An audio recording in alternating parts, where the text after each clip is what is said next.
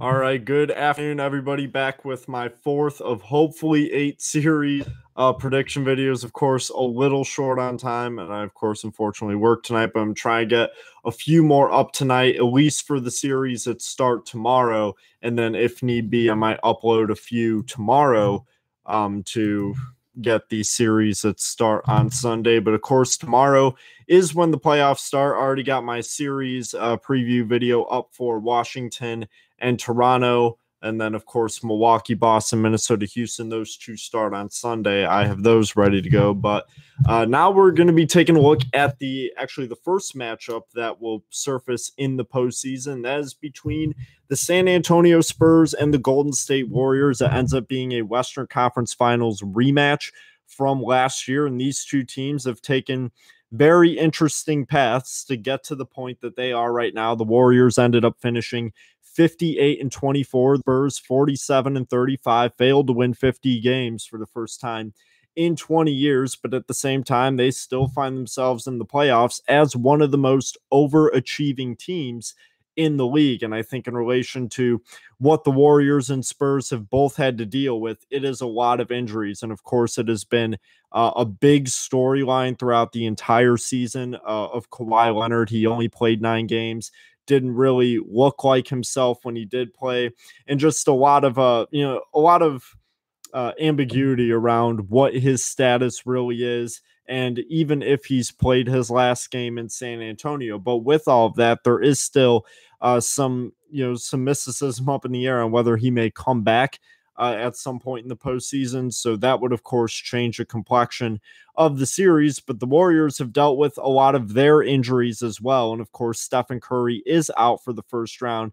There was just an update today that he is targeting a second round return. So the Warriors, of course, shall they get past the San Antonio Spurs, would be in good shape getting Stephen Curry back, as the Warriors certainly struggled down the stretch. And I think, you take a look at the end of the season, they ended up losing 3 of their last 4 games. And even though they had won 3 in a row before that, they had lost 3 in a row before that. And that's like unheard of for the Warriors to lose 3 games in a row, or to lose 3 out of 4, or, even 4 out of 6 in some scenarios.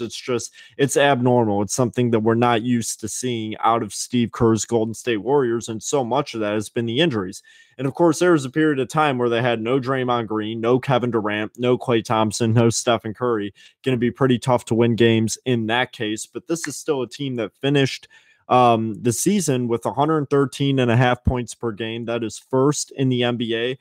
Their 113.6 offensive rating was third. Defensively, they were more middle of the pack, 107.5 opponents' points per game. That was 18th in the league, and their 107.7 defensive rating was 11th. So when they are healthy, I think they're very good defensively, especially when we've seen how much Kevin Durant has improved on his ability to block shots this season. And I think that's also been seen a lot with, still having a guy like Andre Iguodala to come off the bench. And especially, we all know about Draymond Green's presence defensively, but especially Klay Thompson, who I still think does not get enough recognition for what he's able to bring to the table on a nightly basis defensively. And I think his return means just as much defensively for the Warriors as it does offensively. And he had that really good game against the Suns at the end of the year where he certainly performed up to par. And that is what the Warriors are going to want to be seeing heading into the postseason. But this is certainly a team that when they're healthy, they are the best team in the NBA. And I think most people would still reach that conclusion, is that if everybody's healthy, they're really, really, really tough to beat, especially going into the depth that they have on their bench, and especially just the amount of veterans and experience that's on this team. There are 6 guys on this current roster that have 10 or more years of NBA experience, between Kevin Durant and Nick Young and Zaza Pachulia and David West and Sean Livingston and Andre Iguodala. And then, Stephen Curry's been around for 8 years. Even JaVale McGee's been around for 9 years. So there's just so much veteran presence and experience that you think just immediately you would think that would be something that the Spurs have a significant advantage on. But in all reality, the Warriors it match them, if not supersede them in that category. And, looking across the board for what they've been able to do offensively this year, they were first in field goals, in 24th in field goals attempted as a team. They had a 50.3 field goal percentage. As a team, they shot 39.1% from three, and they were 17th in threes attempted throughout the league. They were first in 2-point percentage at 56%. They were first in free throw percentage at 81.5%. They nearly averaged 30 assists a game. They averaged 29.3. That was first in the league. They were ninth in steals, or 7.5 blocks a game was first. So, even putting all that aside and how much the Warriors have struggled recently, you still have to see how truly incredible this team can be when they're healthy. And even without Stephen Curry, if you're getting all of Kevin Durant, all of Klay Thompson, all Draymond Green, the Warriors are going to be in a pretty good position.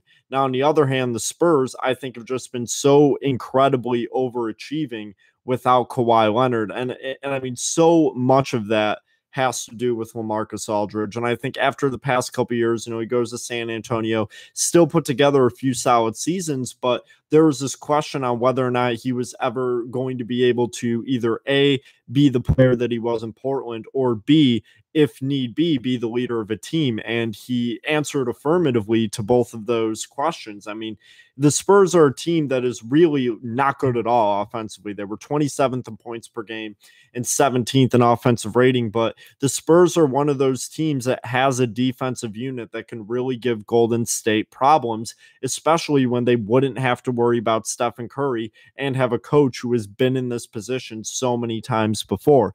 The Spurs, with 99.8 opponents' points per game, they were the only team in the NBA to average allowing under 100. They were first, and their 104.8 defensive rating is third. So those are really, really big challenges that the Golden State Warriors have ahead of them on the defensive end.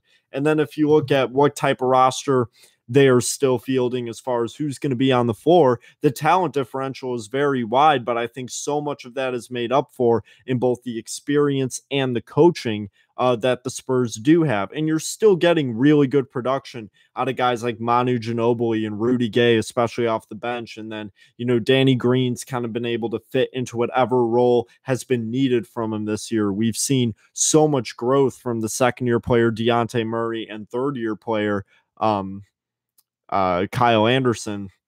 I think really just looking at all of that and what they have been able to accomplish in their time in the league it has really been incredible, because these were guys that you didn't know how they were going to turn out. The Spurs had this core that seemed to be in place forever, and Kawhi Leonard was the one heir to it, but this is just something that continues to go and go and go. And that's not even talking about what Bryn Forbes and Davis Bertans, guys that, if they were on a different team, who knows what kind of contributions they'd be able to bring to the table. But it's that they're in a system to where, it was kind of like what I was talking about the Celtics earlier. Everybody's bought in. There's no, outstanding egos. It's, everybody has the same goal and they do believe in themselves. And offensively, you look at the numbers, they really don't and can't shoot threes very well. 28th in threes made, 26th in percentage, and even in two-pointers. While they were 20th in percentage, they were 9th in two-pointers made and 5th in two-pointers attempted. They're a good offensive rebounding team. They were 6th there, but 11th in rebounding overall. They were 4th in blocks, but 27th in total points scored, and in the middle of the pack in assists and steals. So there's nothing really that overwhelming about this team, of course, on that end. But if you look at opponents, they're 4th in opponent three-point field goal percentage and 3rd in opponent three-pointers made. That makes a big difference. 7th in opponent assists per game and 2nd in opponent blocks per game. So the Spurs have a lot of ways, at least defensively, to counter what the Warriors can do, but it's just that the team talent-wise is just perhaps a bit too depleted to make a run last too long in the series. And I think that's a bit unfortunate because, I mean, if you have Kawhi Leonard, this would be such an incredible matchup, especially because the Warriors don't have Stephen Curry. But despite how the Warriors have been playing recently, with 3 of those 4 stars, they are still so good. And while the Spurs have overachieved this year, Greg Popovich, you can make the case, is the greatest coach in American professional sports.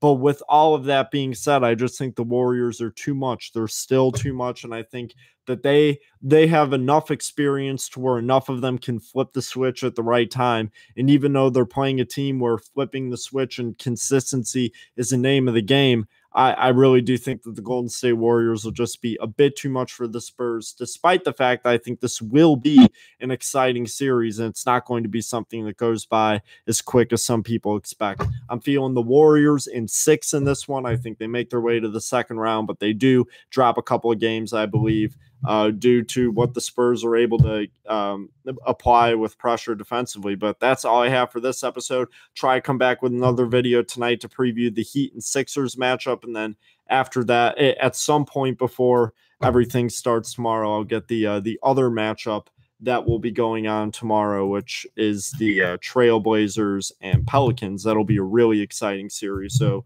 I'll definitely have those 2 videos up before 2 p.m. tomorrow, and then I'll try and get the other 2 up at some point. But that's what I got. I got the Warriors in 6 for this one. Thank you for tuning in, and we'll be back later.